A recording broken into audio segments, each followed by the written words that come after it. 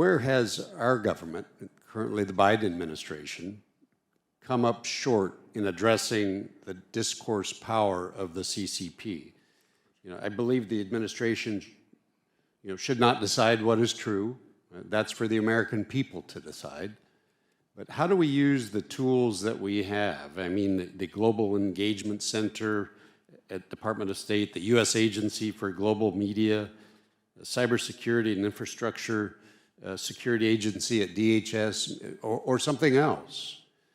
How do we use those tools while still respecting the First Amendment and freedom of speech in the United States? We saw, I remind you of the disaster of the Disinformation Governance Board that was tried by this administration that was shut down after just a few short weeks due to public outcry.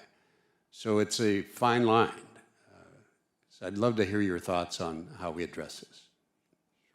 Okay, so that's a very good question. Somebody said a nation is not conquered until it destroys itself.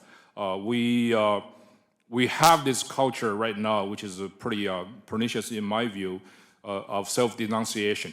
We look at our inadequacies as if this is systemic, this is really rooted in our fundamentals. That's not the case. The Chinese people know this. The most powerful person in China is not Xi Jinping, is the visa officer in the US consulate. Everyone wants to come to the United States. In this country is a shining beacon of freedom. Each year, US granted 270,000 asylees freedom. The next biggest one, we're the biggest one, next one is Germany, is 1/10 of that number. So people know, they vote with their feet. So we have no reason to doubt ourselves, the fundamentals. Our country is not perfect. There's a lot of inadequacies, but we constantly improve ourselves. So I think that, first of all, we should have our self-confidence in ourselves. That's number one, to start with. And the Chinese government take advantage of that democratic discourse. And they always take one side of the discourse to maximize it as if this is basically 100% of opinion. The United States is always a 50-50.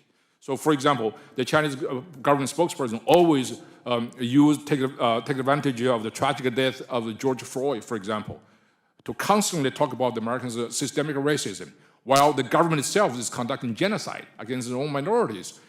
Hundreds of millions of people were not free to even make comments on those kind of things. So that's why you see the narrative is right. In the old days, we have a government information agency called the USIA. It centralized our effort to not propaganda. It's just to basically to spread the ideas of American democracy. People would listen. So I think we should really enhance our broadcasting service and our government information service. Just don't be shy about ourselves. That's what.